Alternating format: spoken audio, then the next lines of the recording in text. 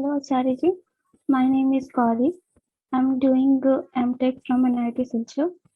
So my question from you is, how can I keep my career ahead of my emotions? Like, I'm a very emotional person. I get disturbed with little things. Means whenever I'm having argument with my loved ones, I just get disturbed and I kept on thinking about those things only, and I can't study, and it hampers my study a lot. So how can I keep my career ahead of my all these feelings?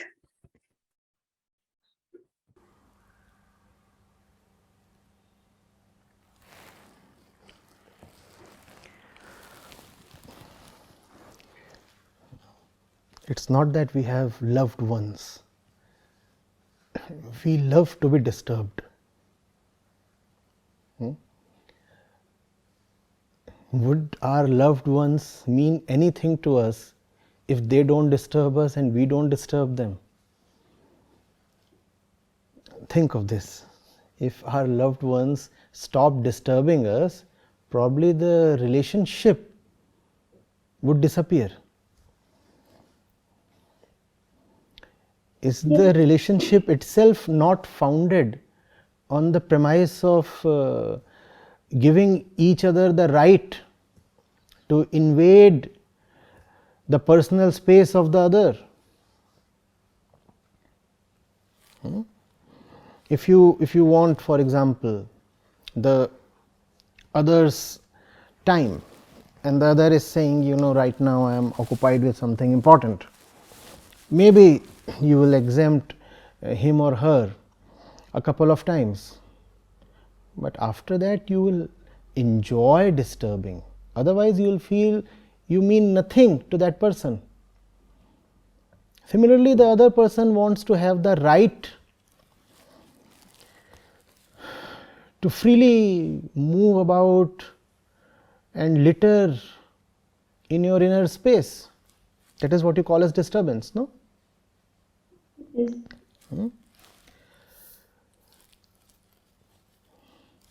Emotions we are born with, and especially being a woman, in the biological scheme of things,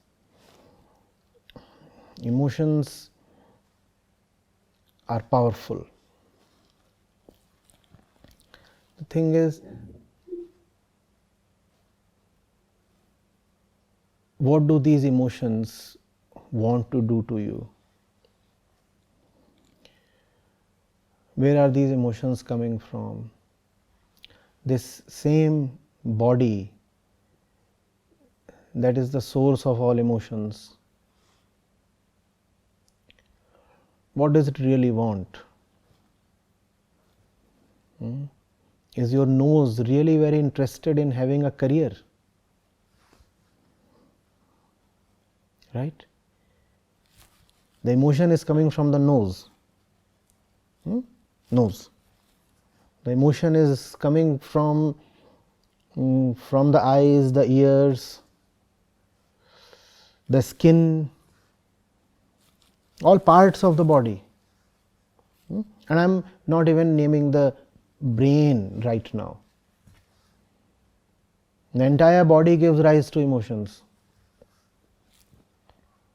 What does the body want? You have a woman's body. What does it want? And we share our bodies with animals. What do bodies want? Do the bodies want the woman to have a career? Do the bodies want the woman to have knowledge and wisdom? Is your nose annoyed if you do not study? Do your eyebrows feel offended if you do not clear an exam? Nothing happens. The skin continues to glow even if you are an extremely ignorant person. In fact, it has been seen that the skin of ignorant persons glows much more brightly than those who are a little less ignorant. Does the skin care for knowledge, career, consciousness? No. No. Now, the relationships, are our relationships coming from wisdom and consciousness, or are the relationships themselves coming from the body? Don't be in a hurry to answer. I just want you to consider it.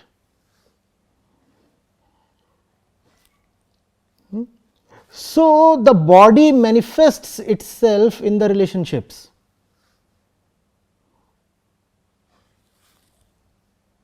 How do we choose friends? We choose the kind of friends that support our mental patterns.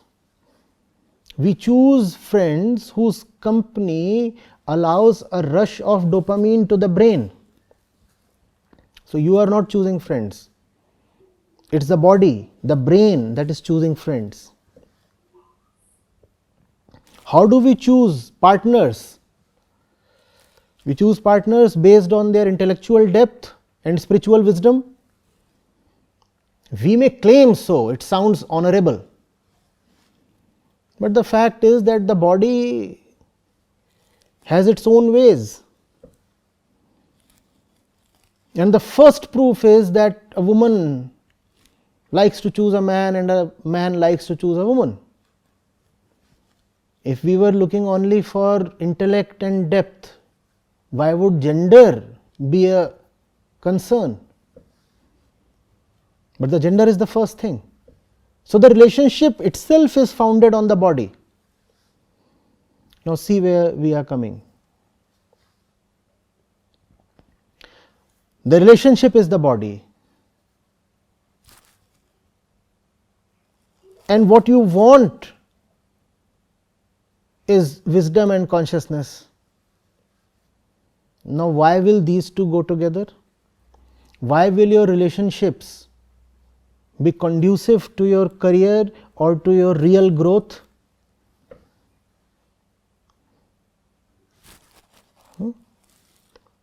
You have an exam tomorrow. You know that you have an exam tomorrow. Does the body still not want to fall asleep? Have you not experienced this?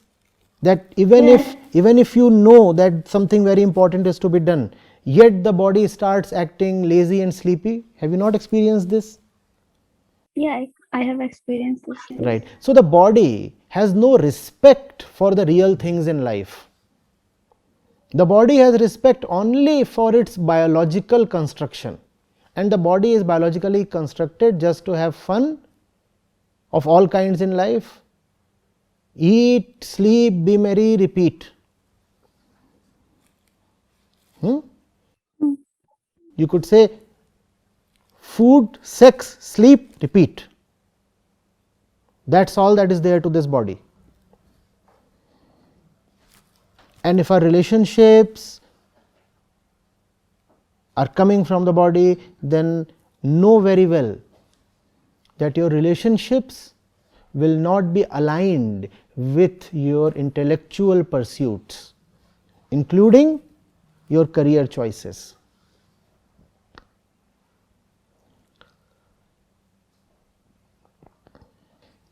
Do you feel I am beating around the bush? Probably I am. Or am I coming to a point? No, you are coming to point.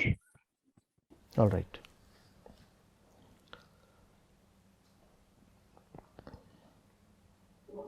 All this disturbance that you experience, heavy emotionality, quick to cry, these things happen.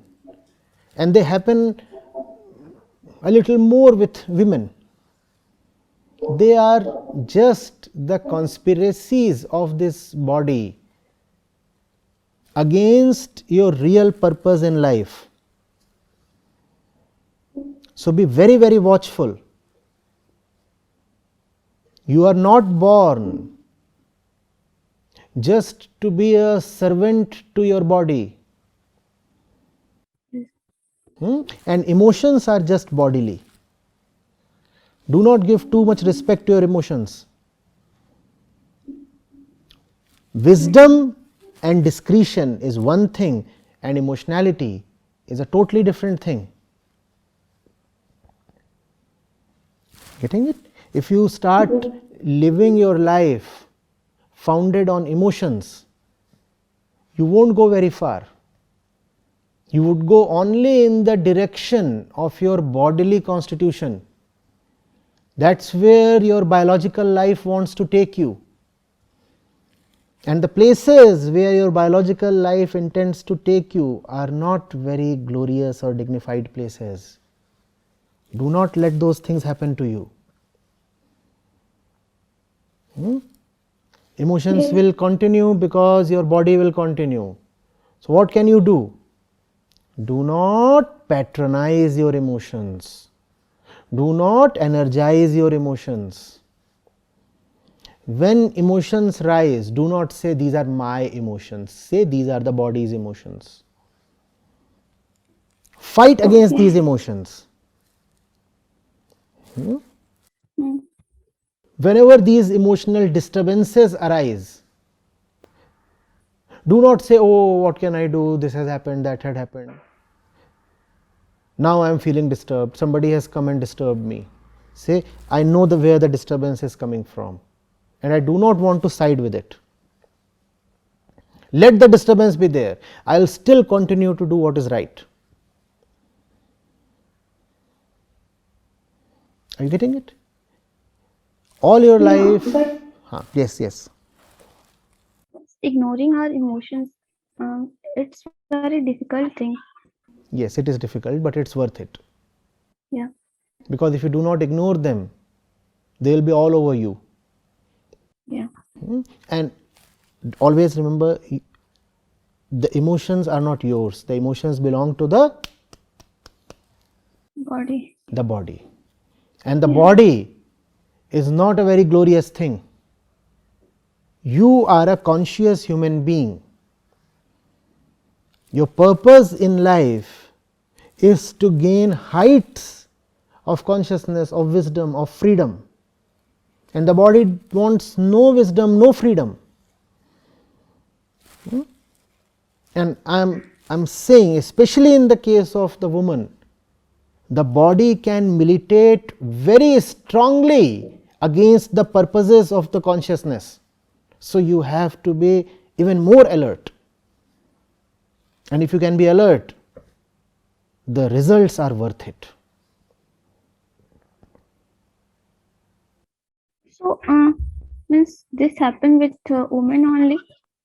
No, it happens with everybody. It happens with everybody. But the thing is that you look at our societal structure, you look at the way everything is designed to affect a girl child in a way that makes her more body centric, and you look at how Prakriti, physical nature, has chosen the woman as her preferred equipment for her continuation. When you look at the reproductive cycle, it affects the woman far more deeply and for a much longer duration than it affects the man. So, in that sense, the woman has to be more cautious. Both the man and the woman are offsprings of Prakriti. Therefore, they both are vulnerable to the chains of Prakriti. But woman has some additional forces acting against her, right? And therefore, she has to be extra cautious, but that also means that her victory tastes sweeter. That also means that when she succeeds, the success means even more.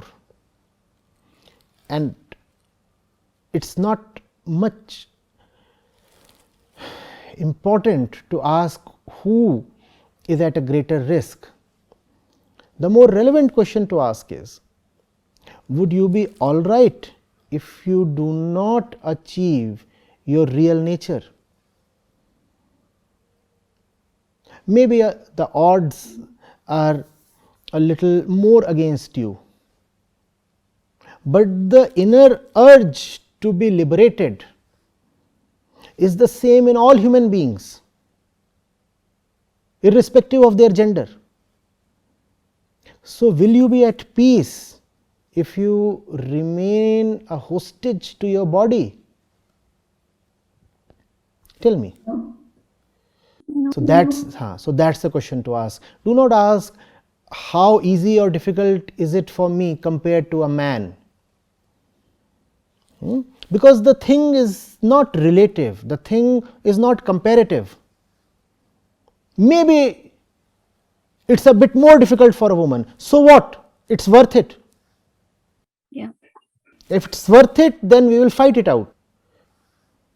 Yes. Right? We will fight it out. See, you are thirsty, the other one too is thirsty. Would you look at the other's thirst and say, well, he's more thirsty than me, so I feel satisfied? Will that help you? No. You have to quench your own thirst. You have to fight your own battles. And the battles deserve to be fought and are possible to be won. That's what matters. Yes. Right?